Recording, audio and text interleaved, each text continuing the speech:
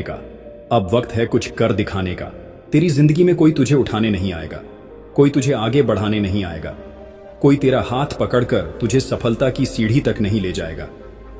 तू यहां अकेला आया था और अगर आज रो रहा है तो अकेला ही रो रहा है। ये दुनिया सिर्फ विजेताओं को पहचानती है, हारने वालों को नहीं।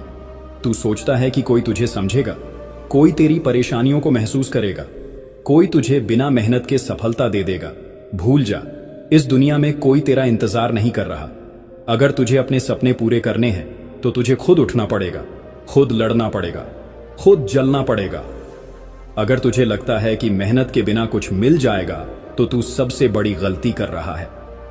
आज जो लोग तुझे कमजोर समझते हैं, तुझे नजरअंदाज करते हैं, तेरी मेहनत पर हंसते हैं, कल वही लोग तेरा नाम लेंगे, लेकिन तब जब तू अपनी औकात बना चुका होगा। लेकिन ये औकात बैठे बैठे नहीं बनेगी।